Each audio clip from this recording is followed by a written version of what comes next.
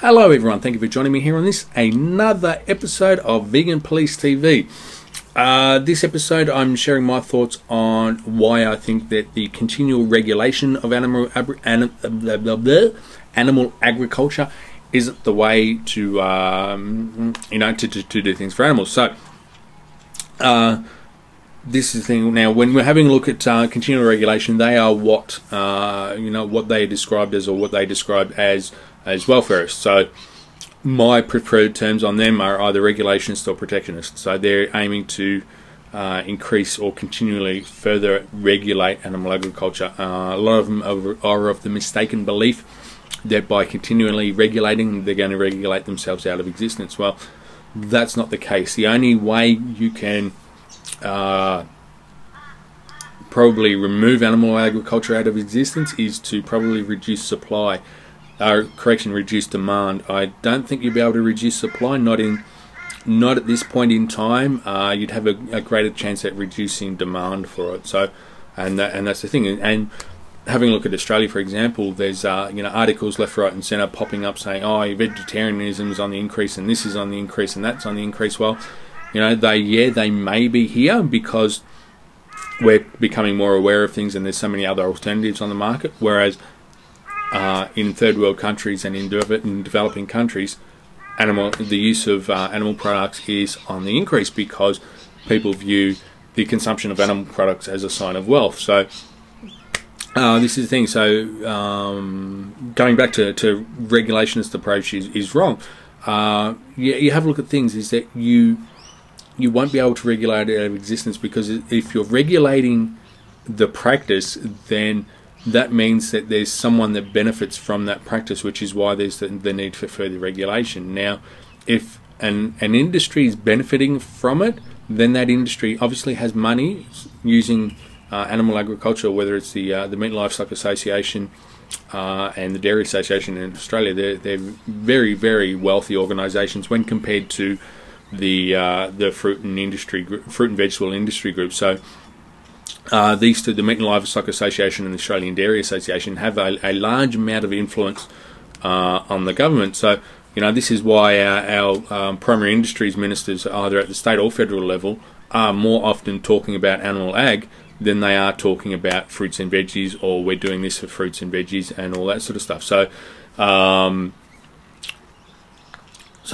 yes, you're not going to you're not going to regulate out of existence. All you're going to do is you're going to allow animal agriculture to create a premium product, which they can then turn on, that in turn sell to the consumer, and the consumer will placate their guilt by paying a premium price for it. So have a look at the caged eggs, for example, that we're told we've got to get hens out of cages and this and that. So the eggs, cage-free eggs or barn-laid eggs or free-range eggs, cost more. There's no mention about the hens being killed at the end of their I think a 2-year lifespan. There's no mention about the conditions that the hens are kept in when they go from the farm to the slaughterhouse. There's no mention of that. All they've done is they've placated their guilt by paying a premium price for the product, by saying, "Hey, yes, the product I'm buying is better than that one." It doesn't encourage people to reduce the consumption of animal products, because you have a look at you might be buying 2 dozen caged eggs, going through a dozen a week. All of a sudden you're paying more for it, so you're still consuming it, and that is for those who obviously do have the financial income to pay the premium price. For those who don't, well, they're still consuming the lower grade product, where the caged eggs product. My apologies about that. So yes, and this is the thing, is that as vegans, that we've all gone vegan because we have formed the view, and we're of the belief that we don't want to be part of animal agriculture, whether it's the continual enslavement of animals, or the oppression of other animals, and things like that. So I mean, even the health vegans to a certain extent. So I mean, they're saying that, no, I'm not going to consume animal products because I don't believe it's healthy. Though, on the other hand, yes, it's all right for you to continually regulate the use of animal products. So, I can't understand you know, how the logic goes. You know, unless it comes down to the whole thing is that they're doing it for social acceptance. It's not part of the social justice movement. So, and that's the thing. So, regulation. I won't support the continual regulation or re-regulation of animal agriculture. I think the next couple of years will tell in New South Wales what's happening with greyhound racing.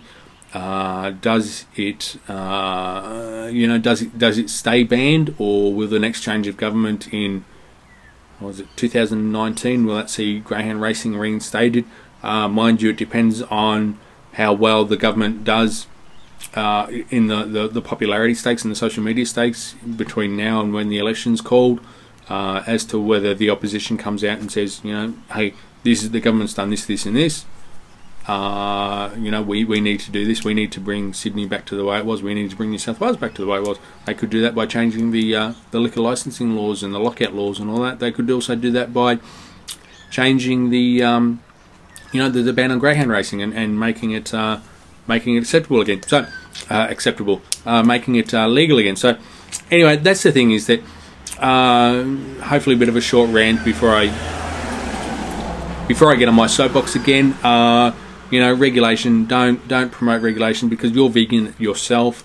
You can't promote to someone and say, hey, you know, I'm vegan, but hey, you know, it's all right for you to do this, or let's promote, you know, continued regulation of a product I don't agree with.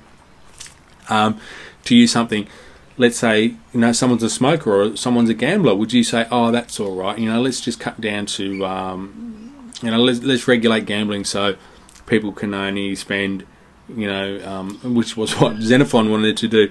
You know, they can only spend $50 at a time, or they can only spend, you know, they can only put in $1 at a time. They can only put coins in machines. They can't put notes in. Is that going to regulate the industry out of existence? No, because there's ways and means around that one. You know, same as smoking. People think, you know, the government or people think that the government is serious about cracking down on smoking. Well, if they weren't, they would put nicotine on where it should be, which is on the, you know, the schedule for drugs. Yet they're not. They're just going to increase the price, and we'll just legislate. We'll say, no, you can't, you know, you can't smoke inside. You can't smoke 2 meters near doorways. You can't smoke in this environment. You can't smoke in that environment. It's not going to regulate it out of existence. People are still going to smoke because smoking's available. So anyway, that was a bit of a rant. What else? Yeah, I think that's about it. I'm sure that someone will make a comment about something, and I will have other thoughts to add on that. Yeah, so I do not agree with the regulation of animal agriculture. It bugs me when all these groups turn around and say, yes, hey, we're going to regulate it out of existence. No, you're not. As long as a powerful industry that is able to get to government, and as long as our government is reliant on funding from industry, then you're not going to get rid of the industry. The only way to get rid of industry is to reduce demand for it. And that's going to be a huge challenge too, because then the industry will turn around and, you know, look for handouts from the government to increase consumption of product X, Y, Z, which, whether it's through subsidising the product to make it cheaper, or whether it's through education campaigns, through ads and all that sort of stuff. So anyway, as I said, it was a bit of a quickie rant for me. Yeah, so thumbs up, thumbs down, questions, comments, and all that sort of stuff below. Thank you for watching. My name's Cameron Blewett. This was another episode of Vegan Police TV. And remember, don't fear the vegan police. We're here to help.